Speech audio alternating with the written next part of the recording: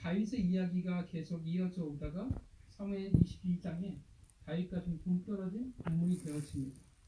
다윗의 이야기가 아닌 사울의 이야기가 시작이 되어져요.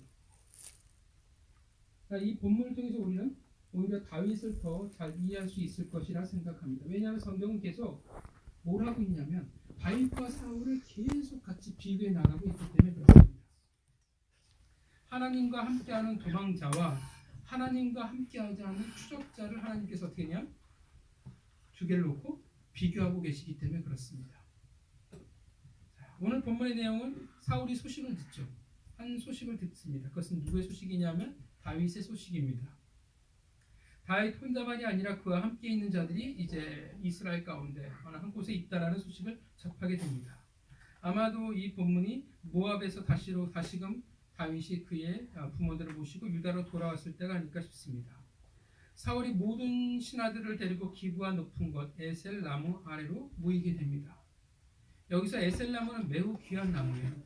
단지 나무 아래에 불렀다기보다는 아마도 그들의 모임 장소, 왕이 모일 만한 특별한 장소였다라고 생각해 볼 수 있을 것입니다. 이곳에서 사울 본인의 그 답답함을 이야기합니다. 또는 분노를 그가 보여주고 있습니다. 그의 답답함과 분노가 뭡니까? 참 들어왔죠. 그런데 한마디로 말하면 다윗이 왔는데 뭐가 답답하고 분노하냐면 내 편이 없다라는 거예요. 너희가 다 공모하여 나를 대적하고 내 아들은 이새의 아들과 맹약을 하고 아무도 내게 이것을 말하는 이가 없도다. 나를 죽인다고 할지라도 내게 말하는 이가 없을 것이야 라고 말하고 있다라는 겁니다. 그러니까 뭐가 답답하고 분노하냐면 내 편이 없어요. 나에게 말해줄 사람이 없다라는 것입니다. 이때 한 사람이 등장을 하죠. 에돔 사람 도에게였습니다. 그의 고자질이 있었다라는 것을 여러분들이 잘 아실 겁니다. 그가 고자질한 게 다윗의 행적이었어요. 지난 일이었죠. 지난 과거의 일을 들춰서 그가 이야기를 했습니다. 그 이야기는 높당에 있는 제사장 아히멜렉에 관한 건이었습니다. 여러분이 잘 아시다시피 다윗이 사울 앞에 처음 도망했을 때 누구에게 들리냐면 아히멜렉에 들려요. 거기서 뭘 가지냐면 떡을 취하고 골리앗의 칼을 취해서 가져갑니다. 아히멜렉이 다윗을 위하여 여호와께 기도하고 먹을 것을 주고 골리앗의 칼을 내어 주었다. 이것에 완전히 왕이 열받아 버리고 맙니다. 그래서 아히멜렉과 그 집에 속한 모든 제사장들을 그곳에 불러들입니다. 그리고 신문이 시작되어지죠. 그러니까 사실은 사울이 이야기하는 것이 진실이다라고 말할 수는 없습니다. 그냥 시비예요. 그가 말하고 있는 분노입니다. 네가 기도해주고 먹을 것을 주고 칼을 준 것이라고 따진다라는 것입니다. 그리고 이제 네가 반역을 도모했다라고 이야기를 합니다. 그렇게 결론을 내리고 다그치기 시작했습니다. 아히멜렉은 보면 꽤나 융통성이 없어 보일 만큼 정직한 사람이라고 생각이 됩니다. 그가 답합니다. 다윗만큼 충실한 자가 누구입니까? 사실 다윗과 사울의 이야기를 들었을 때 그는 어쩌면 사울에게 충원을 하고 있는지도 모르겠습니다. 다윗이야말로 충신이고 결국 자기나 다윗이나 아무 잘못이 없다라고 사울에게 이야기를 합니다. 그러나 이 말을 사울이 그대로 받아들이지 않죠. 오히려 그 말에 사울이 분노하기 시작합니다. 미쳐버리고 맙니다. 사실 신정국가에서 상상할 수도 없는 일이 벌어지게 됩니다. 제사장들이 학살되어지는 것. 사울이 자신의 호위대에게 명령을 했지만 아무도 그 명령을 따르지 않습니다. 당연한 거예요.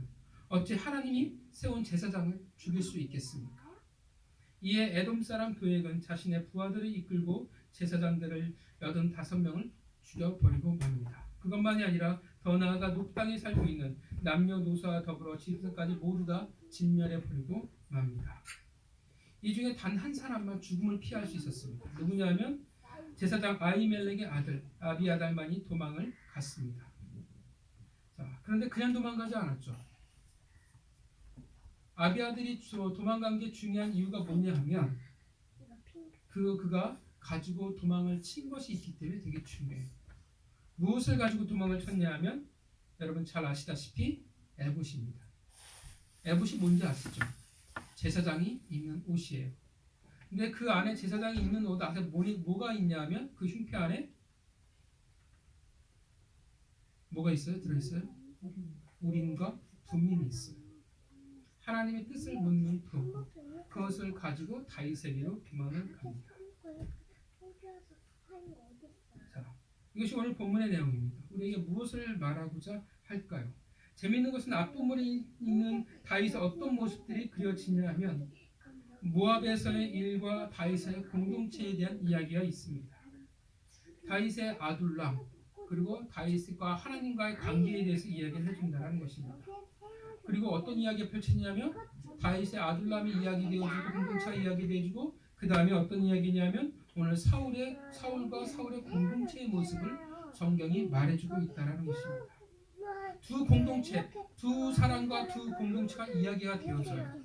그럼 당연히 어떤 이야기가 되어지겠습니까? 두 그룹이 이야기가 되어진다는 것은 분명 그 차이를 성경이 이야기하고 있다라고 말할 수 있다는 것입니다. 이해가시죠? 여러분 사실 이 두 공동체를 비교해 볼 때요. 어떤 공동체가 더 나은 삶을, 더 좋은 환경과 더 좋은 위치에 있겠습니까? 사울의 공동체입니다. 그들은 정말 좋은 환경 속에 있었죠.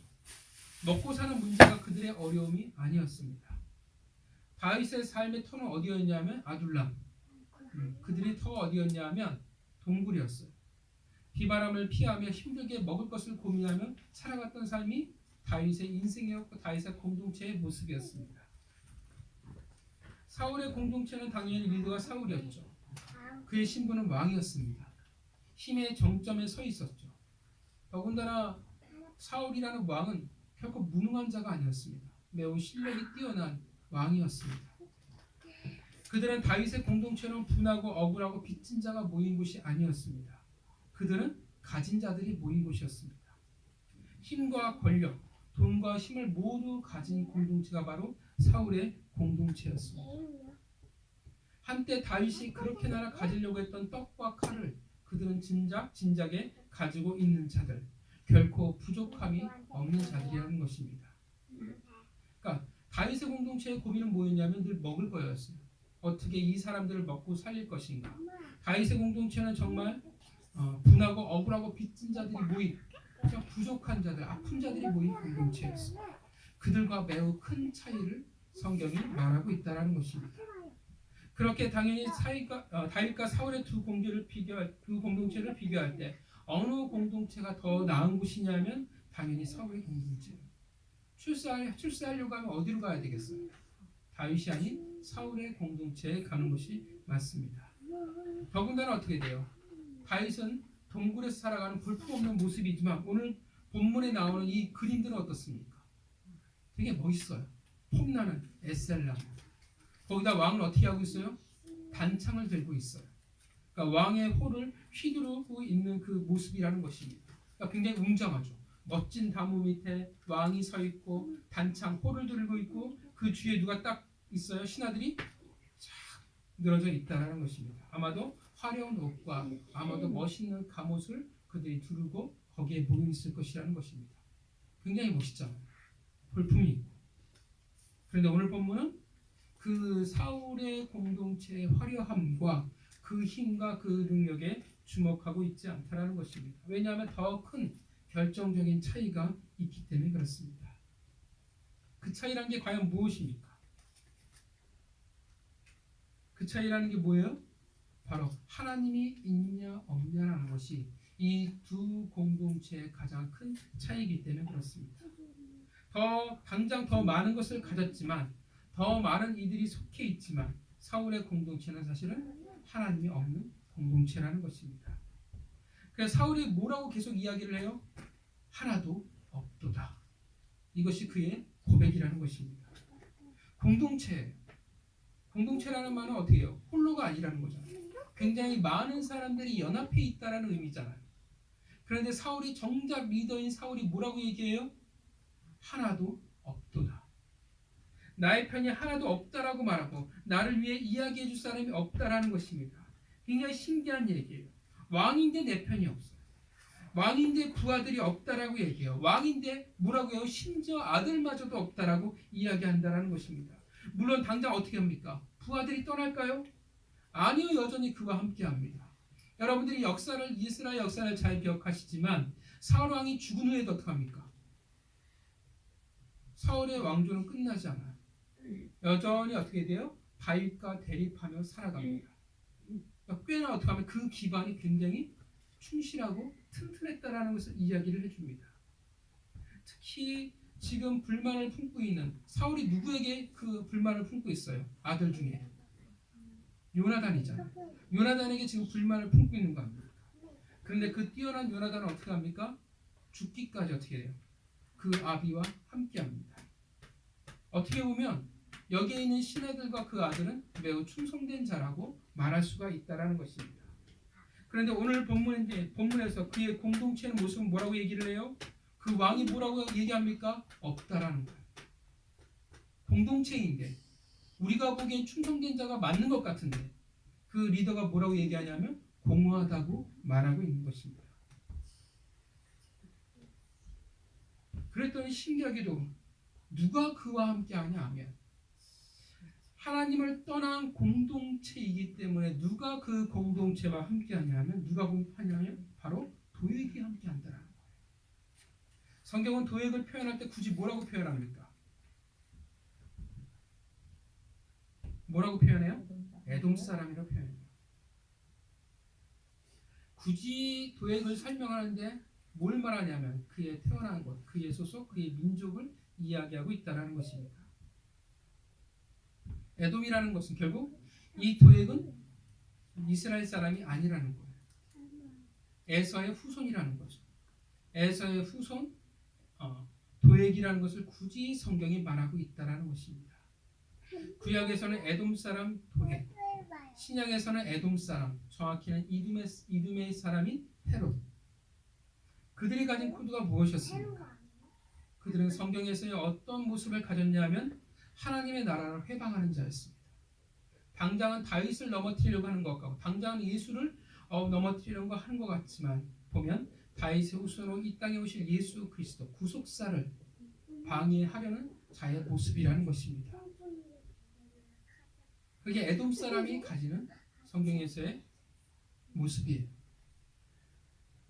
마땅히 하나님의 공동체여야 되는데 하나님을 떠나버렸더니 어떤 일이 생겨요? 누가 그 공동체에 있냐면 하나님을 사랑하고 하나님을 따라가는 자들이 아니라 하나님의 나라를 회방하는 자들이 그 공동체와 함께하기 시작한다는 것입니다. 그들이 인정을 받아 그들이 충성된 자가 되어진다는 것입니다. 사울에게 있어서 도액이라는 자는 정말 좋았을 거예요. 모두가 입을 닫고 있는데 유일하게 가려운 곳을 이야기해 주는 것이 도액이었습니다.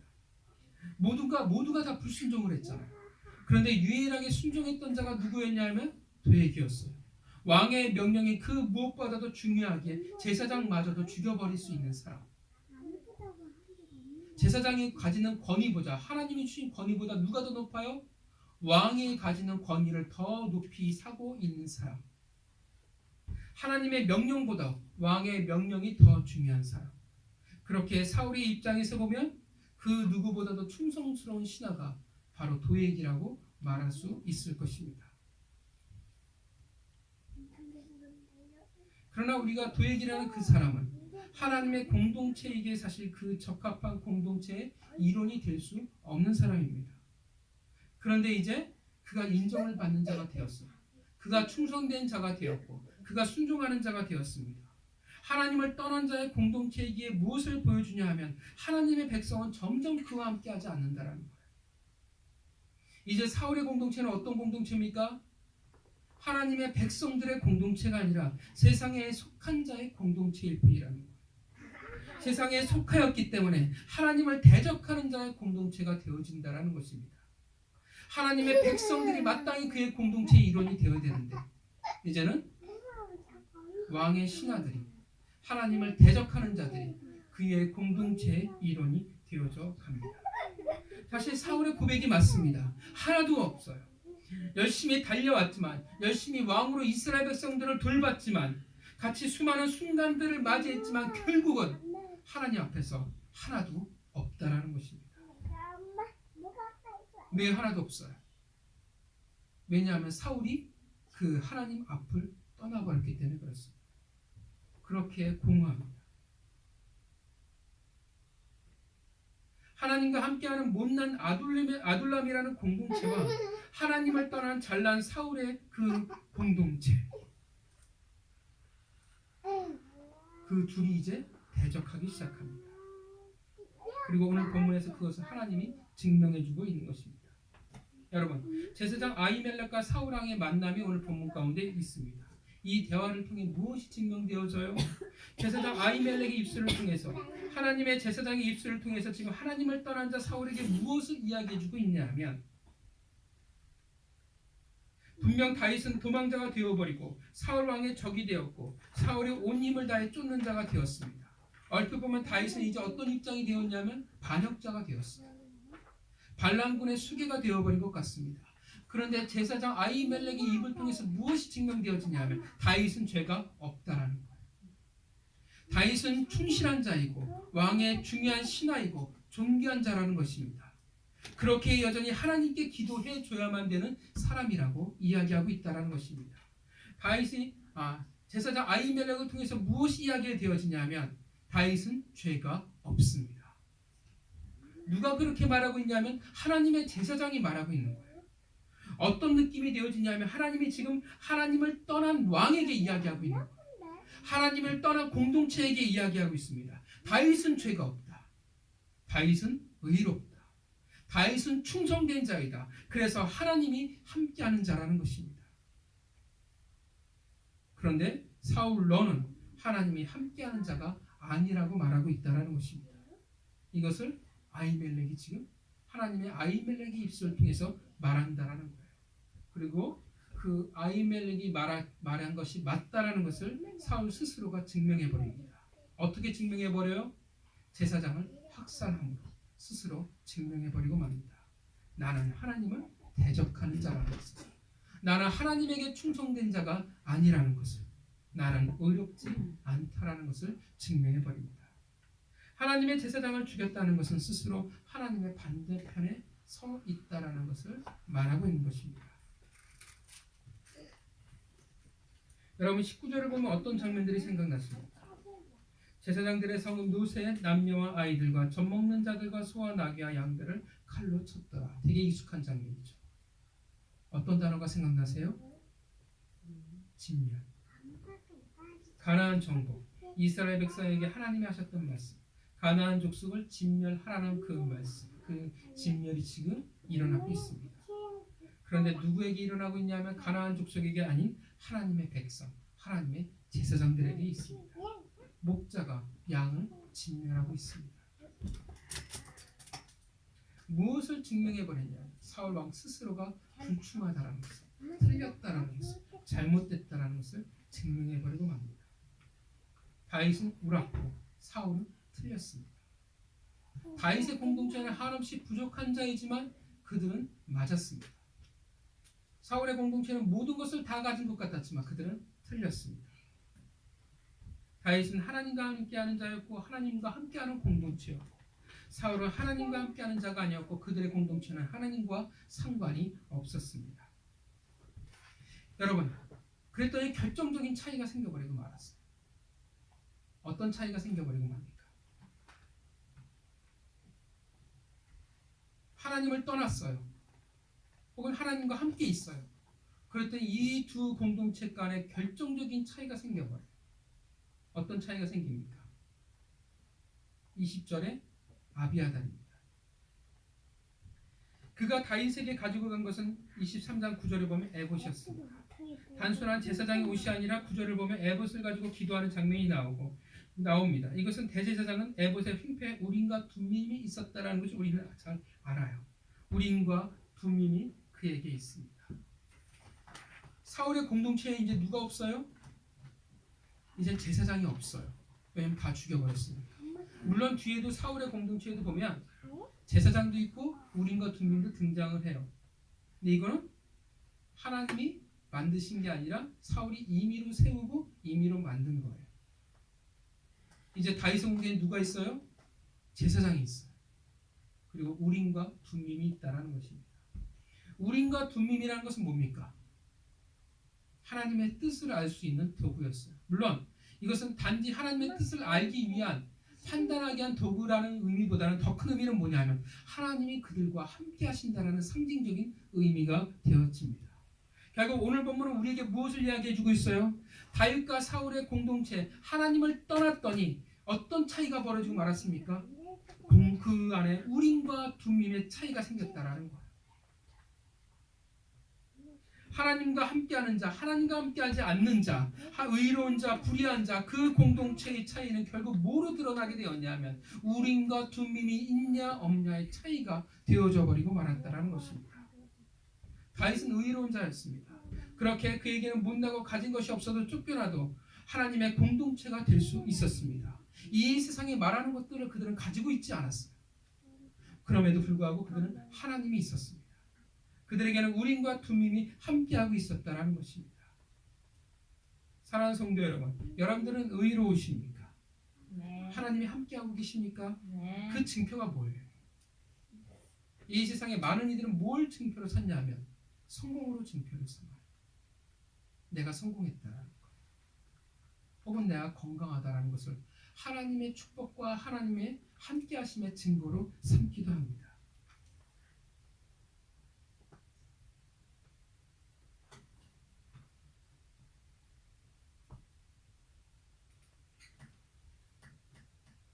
또 뭐가 있습니까? 공동체가 있어요. 사람은 누구에게나 다 공동체가 있습니다. 그 사람들은 어떤 생각과 어떤 모습을 가지냐면 가급적이면 어떻게 돼요? 성공한 공동체에 함께 있기를 원합니다. 교제할 수 있는, 실력이 있는, 이 세상에서 인정받는. 그런데 무엇을 위한 공동체냐는 거예요. 무엇을 하는 공동체냐는 것입니다. 하나님을 위해서, 하나님을 인하여 하나님의 꿈으로 나아가는 하나님의 공동체냐 아니냐. 교회에 속하였지만 그러나 분명 아닌 사람도 있을 것입니다. 교회에 속하였지만 아무것도 없도다라고 말하는 사람이 있다라는 것입니다. 교회라고 해서 어떻게 돼요? 모두 다 참된 공동체라고 말하기는 어렵기 때문에 그렇습니다. 그래서 우리가 생각해야 될 것은 교제를 위한 공동체는 참 조심해야 돼요. 하나님의 공동체에서 교제가 목적이 되어지면 반드시 그 공동체는 죽어버리기 때문에 그렇습니다. 하나님의 공동체에는 마땅히 누가 있어야 돼요? 누가 중심이어야 됩니까? 하나님이 중심이어야 되기 때문에 그렇습니다. 물론 공동체가 없다고 해서 하나님이 함께 하시지 않는다, 없다라는 뜻은 아니에요. 더 정확히는 하나님이 함께 하신다라는 것은 하나님이 원하신 대로 가고 있다는 뜻이 되어지기 때문에 그렇습니다. 하나님이 원하신 대로 가면 반드시 뭘 만날 수밖에 없냐면 공동체를 만날 수밖에 없습니다. 왜냐하면 하나님의 나라는 그 속성은 그렇기 때문에 그렇습니다.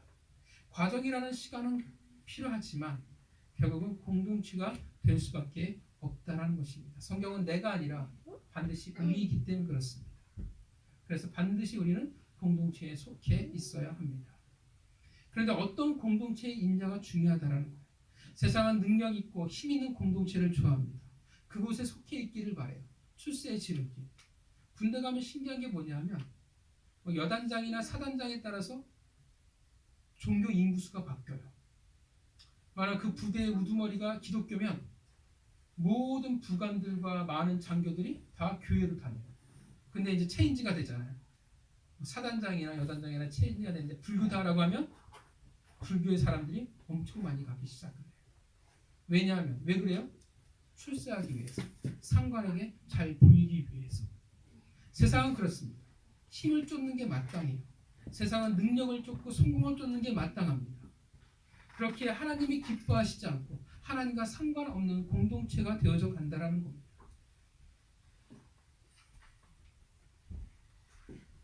떠났더니 성공하고 모든 힘을, 그런데 사울을 통해서 무엇을 보여주냐면 성공하고 모든 힘을 다 가진 것 같지만 떠났더니 어떤 일이 벌어져요? 다 가진 것 같아 보일지 모르지만 사실은 없다라는 거예요. 아무도 없다. 공허하다라는 것입니다. 그리고 어떻게 되어져요? 그 공동체는 어떻게 바뀌어입니까? 하나님을 떠났더니 대적하기 시작해요. 그들이 쓴뿌리를 가진 공동체로 전락해버리고 만다라는 것입니다. 교회라는 공동체의 소위 쓴뿌리라고 하는 사람들은 어떤 이들입니까? 대부분 교회에서 오래 생활했던 사람들이에요. 초신자가 쓴뿌리가 되어지는 법은 없습니다. 생명력을 잃었기에 교회에서 쓴뿌리가 되어 대적하는 자가 되어버리고 말았다라는 것입니다. 하나님을 떠나 하나님의 공동체인데 원래 하나님을 떠났더니 어떤 일이 생기냐면 아무것도 없어요. 열매가 없어요. 그리고 뭐가 있어요? 쓴뿌리가 가득한 곳으로 바뀌어 버려. 그리고 그들이 곧 하나님의 나라를 이제 대적하는 자가 되어져 버린다라는 것입니다. 여러분, 그들이 무엇을 남길 수 있겠습니까? 그들의 열매는 과연 무엇이라 말할 수 있겠습니까? 아무것도 없는 거예요. 그들이 수많은 시간들을 교회에서 보냈다고 이야기하지만 그 삶이 결국 공허할 수밖에 없어요. 내가 뭘 했지? 라고 이야기할 수밖에 없다는 것입니다. 왜 그렇게 되어져요? 그렇게 오랜 동안 교회에서 생활했고 봉사했고 살아왔는데 왜 그렇게 되어져요? 하나님이 없으니까. 하나님을 떠났으니까. 비록 교회를 나는 다니고 있고 그 공동체에 속해 있다고 말할지는 모르지만 하나님을 떠났기 때문에 그렇게 하는 거예요. 그럼 어떻게 할 수 있을까요? 사울과 다윗의 공동체의 가장 결정적인 차이 똑같습니다. 의인이기에 다윗이 가질 수밖에 없었던 것이 무엇입니까? 바로 우림과 둠밈이었어요. 다윗이 우림과 둠밈을 가지려고 했을까요? 아니에요. 아무 생각도 없었어요. 그런데 하나님과 함께 했더니 하나님이 우림과 둠밈을 그에게 보내셨습니다. 여러분, 우림과 둠밈은 오늘날 뭐라고 이야기할 수 있을까요? 여러분, 우림과 둠밈은 뭐하는 도구예요? 하나님의 뜻을 묻기 위한 도구예요. 뜻을 묻는다는 것은 어떤 의미가 되어집니까? 내가 내 인생의 결정자가 아니라는 거예요. 내가 내 인생의 주권을 가지고 있다는 것이 아닙니다. 주권은 누구에게 있습니까? 내가 아닌 하나님에게 있다라는 고백이에요. 그리고 그 뜻을 어떻게 합니까? 내가 순종하겠습니다라는 의지라는 것입니다. 그게 우림과 둠밈이에요. 하나님의 주권 앞에 순종하며 살아가는 삶. 여러분, 그렇게 오늘날 우림과 둠밈은 뭐라고 이야기할 수 있죠? 바로 말씀입니다. 말씀을 통해 우리는 하나님을 알아갑니다. 말씀을 통해 우리는 무엇을 알아가요? 하나님의 뜻을 헤아리며 살아갈 수 있는 것입니다. 말씀을 통해 우리는 어떻게 합니까? 내가 내 인생의 주권자가 아니라는 사실을 깨닫습니다. 그리고 누구에게 그 주권을 넘겨요? 맡겨요? 하나님에게 맡긴다라는 거예요. 그리고 그 말씀 앞에 우리는 순종하며 살아가는 것입니다. 믿으십니까? 네. 여러분, 사실 말씀은 어떻게 보면 내가 이 세상에서 잘 먹고 잘 사는데 하등 도움이 되지 않을 때가 훨씬 더 많아요. 물론 어떤 분들은 말씀이 정말 이 세상에서 성공하는데 큰 도움이 됐다고 이야기하지만 사실은 말씀이 이 세상에서 어떤 내 인생 유익이 되어지냐 따질 때 보면 없을 때가 훨씬 더 많다라는 거예요. 말씀은 언제 유익이 되어요? 이 세상의 성공과 부를 가질 때 말씀이 유익이 되어지는 것이 아니라 하나님과 동행하며 살아갈 때, 하나님을 내 중심에 놓고 살아갈 때, 그 원하는 그 삶을 살아갈 때 그 뜻을 알기 위한 도구와도 같다라는 것입니다. 그렇게 어떤 삶을 보여줍니까? 구분해 주는 거예요. 그 말씀에 그 주권에 순종하며 살아가는 삶. 그렇게 살아갈 때 우림과 둠밈으로 우리는 살아가게 되는 것입니다. 그렇게 살아갈 때 우리는 하나님과 더불어 살아가는 자요. 우리는 하나님과 더불어 살아가는 공동체라는 것이 비로소 증명이 되어지는 것입니다. 신앙의 연수가 내가 무엇을 했다라는 것이 증명하는 게 아니에요. 이 세상의 성공과 명예를 움켜잡는 것으로, 건강한 것으로 우리가 하나님 앞에 축복받았다는 것을 증명하는 것이 아닙니다. 축복받은 공동체가 되었다는 것을 증명할 수 있는 게 아니에요. 비로소 우림과 둠밈으로 살아갈 때, 그 말씀으로 살아갈 때 우리 공동체는 하나님과 더불어 살아가고 있음이 증명되어진다는 것입니다. 여러분, 다윗의 입장에서 볼 때 이 우림과 둠밈이 언제 받는 거예요? 어느 시점에서 받게 되는 거냐 하면, 다윗이 여러분 잘 아시지만 사울의 추적을 피해서 낙심하고 절망하고 도망을 가려고 합니다.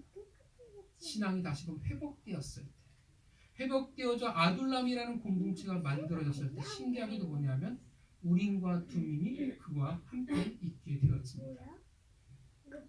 하나님과 비로소 하나님 앞에 다시 되돌아왔을 때, 하나님과 함께 있을 때 하나님은 다윗에게 우림과 둠밈을 그들의 공동체가 만들어졌을 때 그들에게 주고 계신다는 것입니다. 근데 반대편 어떻게 돼요? 이미 훌륭한 공동체임에도 불구하고 하나님을 떠났을 때 우린과 두민은 그와 그의 공동체로부터 사라져버리고 만다라는 것입니다.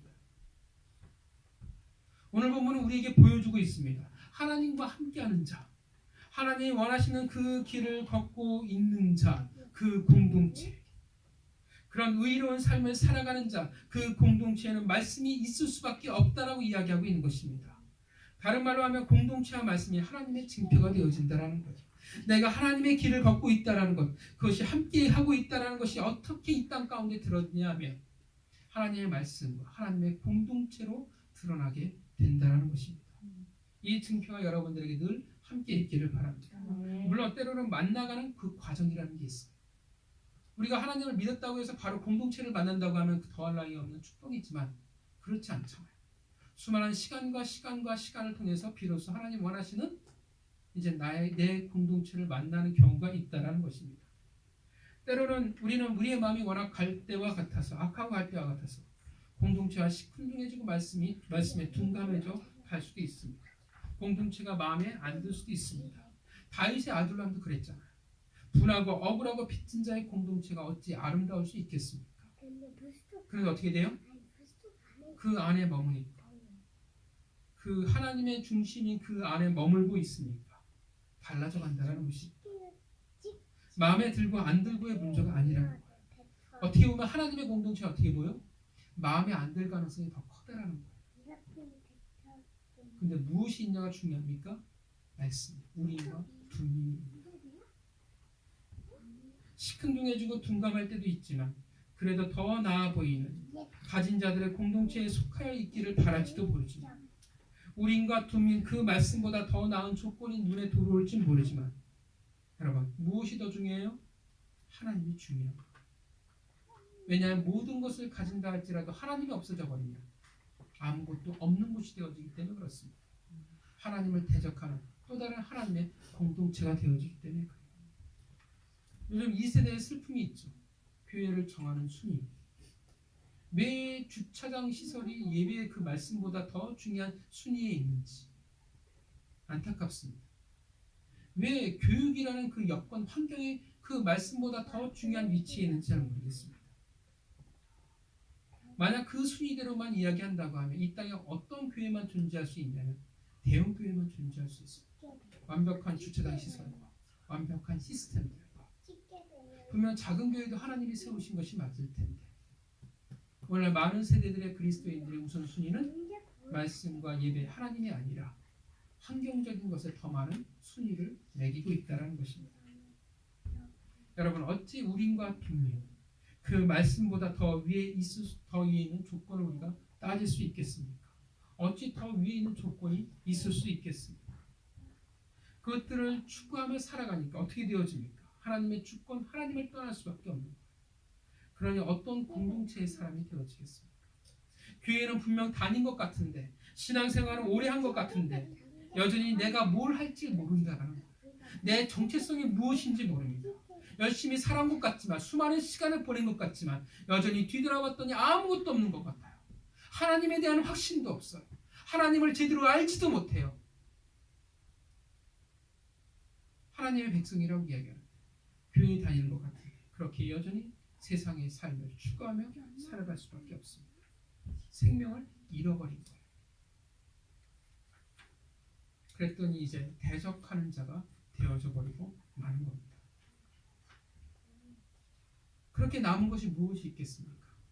잘 먹고 잘 사는 것이 신앙의 제일 1순위라는 거예요. 오늘 그 악순환의 시대를 우리가 살아가고 있습니다. 사랑하는 성도 여러분, 공동체와 그 말씀으로 우리는 돌아가야 합니다.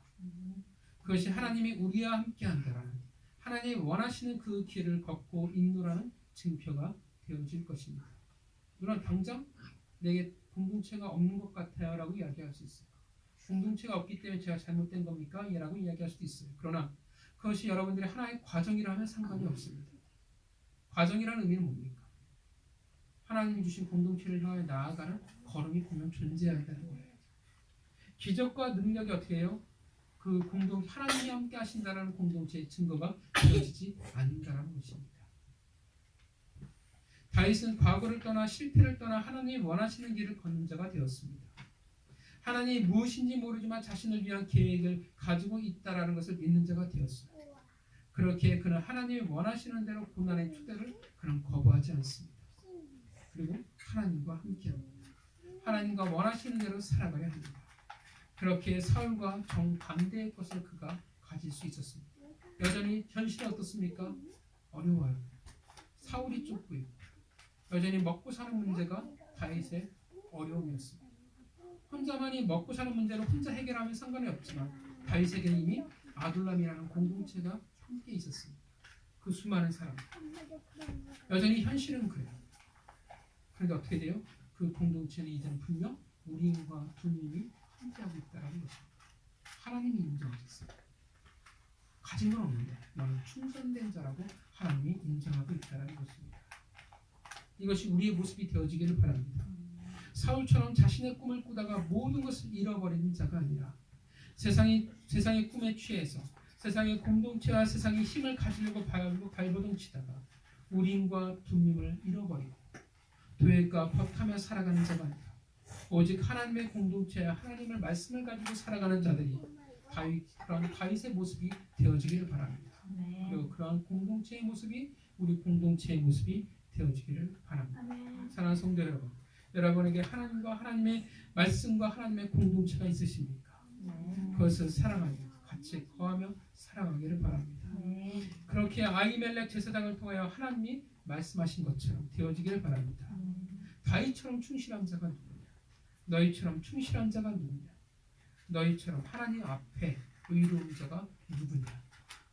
그렇게 인정받는 자가 되어지기를, 그 주인공이 되어지기를, 그 기뻐하시는 충성된 자의 이름이길, 여러분의 이름이 이렇게 소중히 하나님 앞에 불려지기를 주님의 이름으로 축원합니다. 우리 같이 기도하겠습니다.